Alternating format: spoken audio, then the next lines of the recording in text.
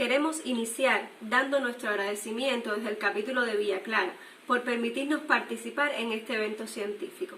El tema que vamos a desarrollar es la ecografía de alta resolución en la evaluación de la pared intestinal. La ecografía abdominal ha sido una técnica infravalorada durante años para estudiar el tubo digestivo. Sin embargo, gracias al avance tecnológico que han experimentado los equipos sonográficos y al uso de sondas de alta frecuencia, somos capaces de obtener imágenes de alta calidad de la pared intestinal. Por otra parte, debido al aumento de la sensibilidad del Doppler, podemos estudiar la vascularización parietal. Finalmente, en los últimos años se han estado utilizando los contrastes ecográficos endovenosos que permiten no solo cuantificar la actividad inflamatoria, sino detectar la presencia de complicaciones sin riesgos de radiaciones y a un menor costo. Acá observamos los estudios armónicos, la adquisición panorámica y el Doppler como hemos venido desarrollando. La ecografía detallada de la pared intestinal forma parte de una nueva semiología ecográfica en la que nosotros analizamos las capas, estratos y epitelios. Como ejemplo de otros sitios de estudio tenemos la piel, la vejiga y el útero. En la siguiente diapositiva se describen las estructuras en un corte transversal y longitudinal del intestino. Aquí se pueden observar las distintas capas con sus distintas características, formado histológicamente por 4 capas bien diferenciadas, que producen un patrón ecográfico pentaestratificado, que de adentro hacia afuera vemos la mucosa hipoecogénica, la submucosa hiperecogénica, la muscular hipoecogénica y la serosa hiperecogénica. El intestino delgado normalmente debe medir 3 milímetros aproximadamente de espesor, igual o por debajo de 3 milímetros de diámetro, y el colon no debe sobrepasar los 4 milímetros de diámetro. Recordar que aunque el intestino delgado es muy peristálsico, podemos valorar su contorno externo, que es liso, regular, con una superficie interna plegada, mientras que el intestino grueso va a ser poco peristálsico, de contornos externos con presencia de incisura, que son las denominadas austras, y una superficie interna lisa, que nos permite diferenciar el intestino delgado del intestino grueso. Existen varios patrones que ayudan a identificar el tracto gastrointestinal por ecografía. Uno de ellos es el aire intraluminar, que se va a mostrar ecogénico, asociado a una sombra acústica posterior incompleta o moteada, que va a ser producida por efecto de dispersión del gas contenido en el tracto intestinal. Otra estructura que observamos es el moco o contenido intraintestinal, que va a producir una ecogenicidad intraluminal no asociada a sombra acústica. Los procesos patológicos que afectan a la pared del tubo digestivo crean un patrón ecográfico característico. El más conocido es en diana o pseudoriñón, que no es más que el resultado del engrosamiento patológico concéntrico en el primer caso y excéntrico en el segundo de la pared del tubo digestivo, provocado ya sea por un proceso inflamatorio, una hipertrofia o una hiperplasia a nivel de la pared. En ambas descripciones, el rodete hipoecogénico externo corresponde a la pared del tubo digestivo, engrosada, edematosa, mientras que el centro ecogénico corresponde a la mucosa y a la luz residual. Hemos dividido para efectos didácticos las aplicaciones de la ecografía en las patologías o principales patologías digestivas más comunes en la edad adulta, y ellas van a ser las enfermedades inflamatorias, las enfermedades infecciosas, las enfermedades neoplásicas y otras que las agrupamos en misceláneas. Finalmente veremos que la ecografía es realmente una técnica muy sensible para las lesiones del tubo digestivo, pero no es específica, con lo cual muchas veces será necesario biopsiar la lesión para conocer su diagnóstico definitivo. En determinadas situaciones la lesión no está al alcance de la endoscopía, o sea, de realizar la biopsia mediante endoscopía, y entonces la ecografía puede utilizarse como guía para dirigir la biopsia del segmento afectado, y eso estaremos hablando más adelante.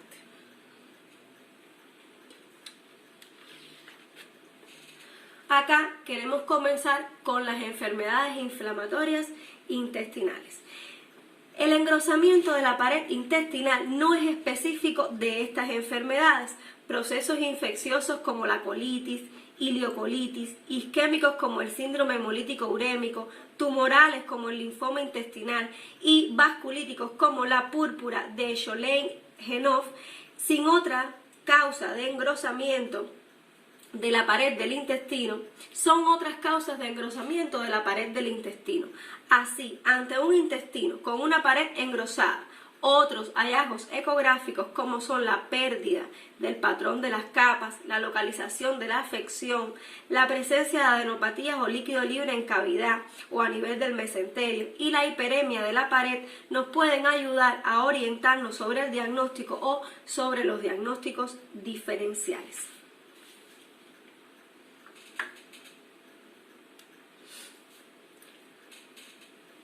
Quisimos comenzar a hablar de las enfermedades inflamatorias, en este caso la enfermedad de Crohn. Incluye la enfermedad de Crohn y la colitis ulcerativa, que se dice que a pesar que los estudios varitados y la endoscopía son los de elección, la ecografía tiene un alto valor en este tipo de enfermedades, ya que nos permiten valorar la mucosa y la luz intestinal. El carácter crónico de estas enfermedades, tanto la enfermedad de Crohn como la colitis ulcerativa, con muchas remisiones y recaídas, hacen que una técnica no invasiva como la ecografía sea una opción idónea para la valoración y seguimiento de estos pacientes. Como todos sabemos, la enfermedad de Crohn afecta normalmente el colon y al hilio terminal, aunque puede afectar a cualquier porción del tubo digestivo. Es un proceso inflamatorio granulomatoso intramural que afecta a todas las capas de la pared del tubo digestivo. Típicamente se va a producir un engrosamiento que al finalizar ese engrosamiento lo que va a dejar como una secuela es la rigidez de la pared con un estrechamiento luminal secundario. Frecuentemente hay presencia de úlceras o fisuras que favorecen a la formación de fístulas, y son signos clásicos de esta enfermedad la recurrencia, como ya veníamos anteriormente explicando, la afectación perianal y el patrón parcheado que adopta esta enfermedad.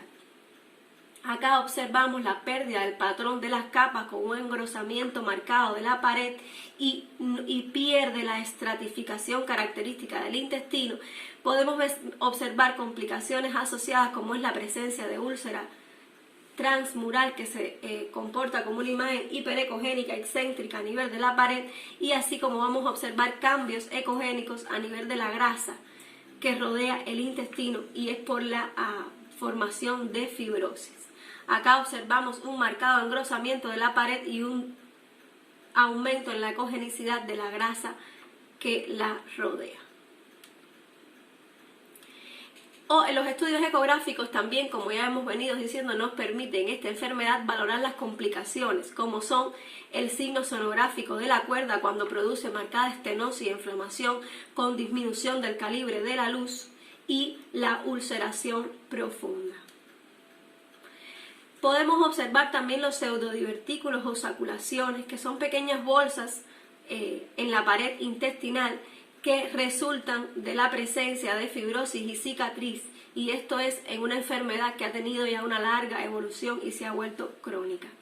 Podemos observar otros signos, como por ejemplo el signo del peine, que se va a observar en ecografía en un corte longitudinal como un efecto de masa uniforme hiperecogénico, que es mucho más frecuente a nivel del hilio terminal por tener esta enfermedad una alta frecuencia a este nivel. Acá, como dijimos anteriormente, las fístulas son unas complicaciones muy frecuentes de la enfermedad de Crohn, en este caso las fístulas entero-mesentéricas, se van a observar como trayectos fistulosos hipoecogénicos, y también vamos a observar la estenosis inflamatoria con dilatación preestenótica. Y aquí quisimos ponerle esta imagen donde le aplicamos Doppler a la pared, que más adelante vamos a hablar de esta técnica. En forma de resumen, en la enfermedad de Crohn, la ecografía a nivel de la pared intestinal nos muestra muchos detalles de gran importancia, como por ejemplo la clásica imagen en ojo de buey con el engrosamiento y la pérdida de la estratificación por capas, una proliferación fibrosa a nivel del asa, estenosis con dilataciones preestenóticas, retracciones de la pared con angulaciones del asa y complicaciones como es la ulceración profunda. Acá les muestro esta imagen donde vemos cómo se le aplica el Doppler colo a la pared intestinal, que se encuentra engrosada, edematosa, permitiéndonos valorar la hiperemia de la pared del asa mediante la densidad vascular, donde va a mostrar múltiples encendidos de puntos de color en el asa engrosada y se va a clasificar de acuerdo a leve, moderado y severo. El Doppler además nos va a permitir en esta enfermedad de Crohn, cuando estudiamos el espectro de la onda, si existe un aumento en la velocidad media de la vena porta, o podemos encontrar una disminución del índice de resistencia a nivel de la arteria mesentérica superior, o espectros de baja resistividad en las curvas obtenidas en la pared del asa engrosada. Son otros hallazgos que nos permiten determinar la actividad inflamatoria o signos de actividad de este tipo de enfermedades. Otra de las enfermedades inflamatorias intestinales es la colitis ulcerosa, donde aquí los hallazgos ecográficos fundamentales consisten en un moderado engrosamiento de la pared. No es tan evidente el engrosamiento como en la enfermedad de Crohn. Y otro signo muy característico es que conserva la típica estratificación de su pared. Acá se observan cortes longitudinales donde son realizados con una sonda lineal de alta frecuencia a nivel del flanco izquierdo, y se observa un marcado engrosamiento de la pared del colon y el sigmoide, pero se logran observar las capas íntegras sin destrucción de la misma. Claro que eso varía de acuerdo a la fase que esté la enfermedad. Se dice que la inflamación de la pared en la colitis ulcerosa es difusa y afecta fundamentalmente a la capa o estrato mucoso, mientras que en la enfermedad de Crohn es una enfermedad focalizada que afecta principalmente la submucosa y la transmural. Como todos sabemos, la colitis ulcerosa afecta exclusivamente al colon y se extiende desde el recto de forma variable en sentido proximal. A diferencia de la enfermedad de Crohn, el patrón de capas, como ya hemos dicho anteriormente, se encuentra respetado, salvo en los brotes más graves de la enfermedad, donde puede existir una desestructuración de su pared. De forma característica, la muscular y la grasa pericólica no suelen estar afectadas, no como en la enfermedad de Crohn que acabamos de observar. Y finalmente, el engrosamiento parietal depende casi siempre de la primera capa, aunque en ocasiones pueden estar afectadas las submucosas por edema o por fibrosis. Acá observamos un marcado engrosamiento con un afinamiento de su luz en este corte longitudinal y un aumento de la vascularización al flujo Doppler con signos de actividad inflamatoria.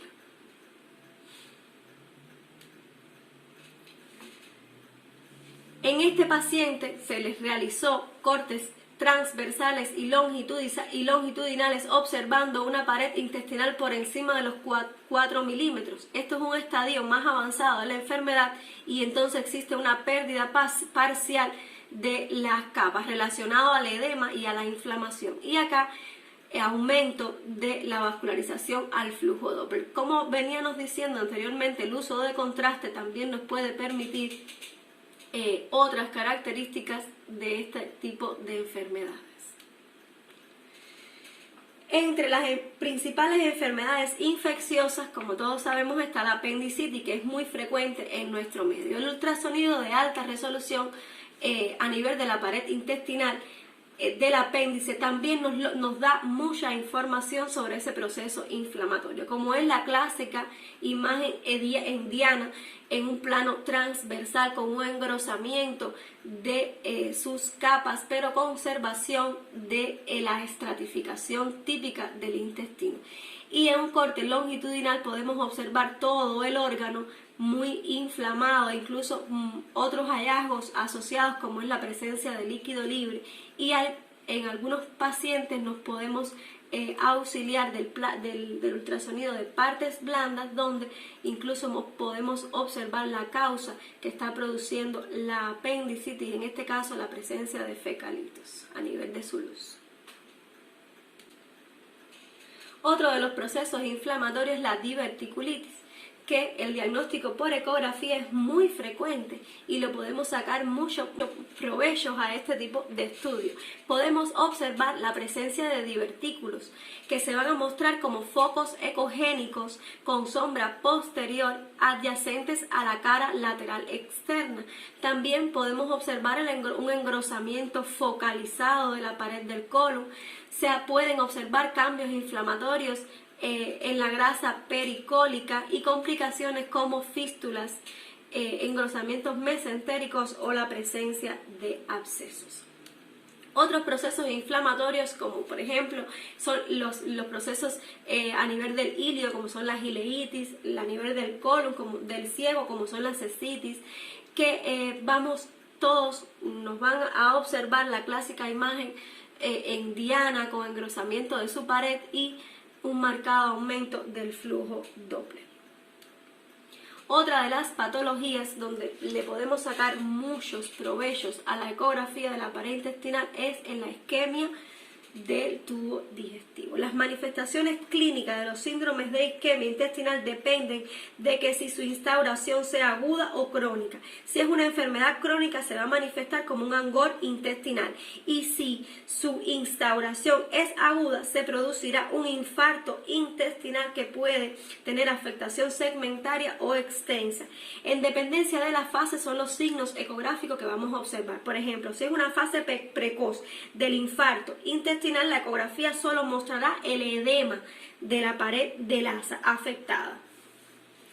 Si es una fase más tardía del infarto, ya se puede observar la presencia de gas o neumatosis intestinal en la pared del asa, que se observa como imágenes hiperecogénicas excéntricas en la pared.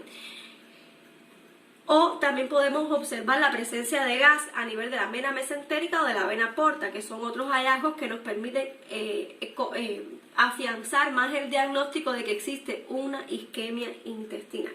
Así como que cuando le aplicamos el Doppler a esta asa que está edematosa, engrosada, no se va a detectar flujo ni en el estudio espectral ni en el estudio con color, lo que nos demuestra que esa asa que está inflamada y edematosa además está isquémica. Acá les quise mostrar una enterotomografía, ya que cuando se piensa en una isquemia intestinal debemos corroborar el diagnóstico, ya que es una enfermedad grave y con pérdida para la vida. Una vez explicados el uso de la ecografía en los procesos inflamatorios y en los procesos infecciosos, vamos a entrar en las enfermedades neoplásicas del tubo digestivo. Las enfermedades neoplásicas cada vez se están aumentando en nuestra comunidad, así como es en el mundo entero. Y ellas se pueden dividir en primarias y secundarias. Las secundarias generalmente van a ser producidas por el melanoma maligno, el cáncer de pulmón y la mama son los que más metastizan al tubo digestivo.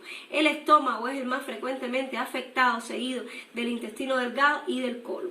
Y además de la afectación a nivel de la pared intestinal, se encontrarán otros hallazgos ecográficos según la vía de diseminación utilizada por la metástasis. Entre las tumores de origen primario se encuentran los benignos y los malignos. Los benignos representan solo un 1% de los tumores a nivel del tubo digestivo, y los mesenquimales son los más frecuentes, que afectan fundamentalmente al músculo liso, que son los denominados leiomiomas, a pesar de que pueden derivar de cualquier otra estirpe celular mesenquimal, como son los lipomas, schwannomas, y son muy difíciles diferenciar del engrosamiento o de una imagen en pseudorriñón de etiología inflamatoria o infecciosa, como las que vimos anteriormente. En el caso de los tumores malignos, el más frecuente es el adenocarcinoma, que es el tumor maligno más común del tracto gastrointestinal. Representa o por encima del 95% de los tumores malignos a nivel del estómago.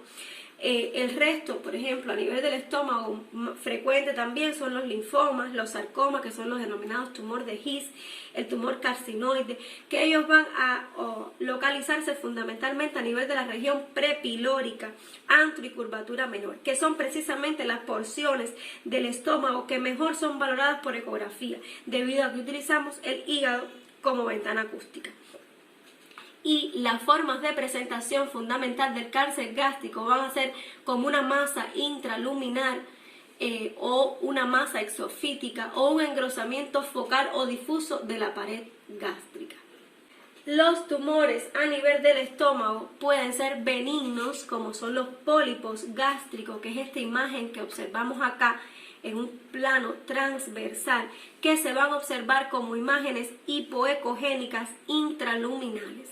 También lo podemos observar como una imagen hipoecogénica excéntrica que crece hacia la luz. Del 85% al 90% de los tumores gástricos son benignos. Entre ellos, los más frecuentes son los pólipos hiperplásicos o adenomatosos o los tumores mesenquimatosos anteriormente mencionados. Acá vemos un tumor gástrico del fundus, que es una masa exofítica que se muestra predominantemente hipoecogénico, produciendo una marcada estenosis de la luz. En el intestino delgado, los tumores son menos frecuentes, no obstante, existen y se diagnostican y actualmente estamos viendo un auge de los mismos.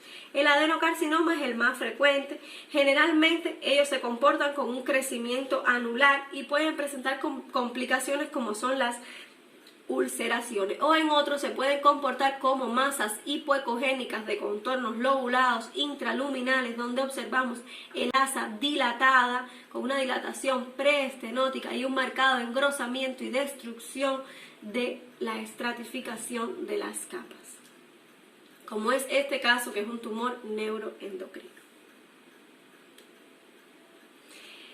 El colon es el sitio donde más frecuentemente se producen las neoplasias y se van a comportar con la imagen de pseudorriñón típico. En este caso es un paciente donde se observó una típica imagen de pseudorriñón con un marcado engrosamiento de la pared y destrucción de la estratificación por capas, pérdida completamente de la estructura de las capas, ¿verdad? Y correspondía a una neoplasia a nivel del ángulo hepático del colon. El colon es el sitio más frecuente para este tipo de patología y tiene dos patrones fundamentalmente de crecimiento. El tumor polipoideo intraluminar, que es difícil de ver en la ecografía transabdominal, pero sí se puede medir la afectación a nivel de la pared y de la luz. Y otra forma es la lesión anular constrictiva, que representa la forma de presentación más frecuente de estos tumores. Como en este paciente, donde vemos una imagen en pseudorriñón estenosante, ¿verdad?, que afecta principalmente el marcado engrosamiento de las capas de la pared con destrucción de las capas y una pérdida de la luz intestinal, de la luz ecogénica intestinal. Este correspondía a neoplasias estenosantes a nivel del ciego y el colon transverso. Así pues, hemos visto que la ecografía de alta resolución en el estudio de la pared intestinal es una técnica muy sensible, pero como dijimos anteriormente, no es específica, habiendo situaciones en las que el diagnóstico requiere confirmación histológica, que a veces es difícil de obtener, entrando a jugar un papel muy importante la biopsia guiada por ecografía. Se dice que si la lesión es predominantemente a nivel de la mucosa, la endoscopía es la técnica de elección. Pero si es a nivel de la submucosa y la mucosa está íntegra, la biopsia por endoscopía no obtendrá una muestra adecuada y por tanto no será un diagnóstico certero. Y cuando la lesión se encuentra entre el ligamento de Treis y la válvula iliocecal, no está al alcance del endoscopio, pudiéndose realizar en este tipo de ocasiones la ecografía o biopsia percutánea de la pared del tubo digestivo guiada por ecografía. Dada la capacidad que tiene la ecografía de alta resolución para guiar una biopsia percutánea. Por lo tanto, es esta técnica altamente recomendada, aunque tiene sus desventajas, pero es muy importante ir utilizando la ecografía como un medio de intervención también. Por lo tanto, es esta técnica muy recomendada, así como lo es la ecografía de la pared intestinal en la evaluación de las enfermedades digestivas. De esta forma concluimos nuestro tema. Muchas gracias.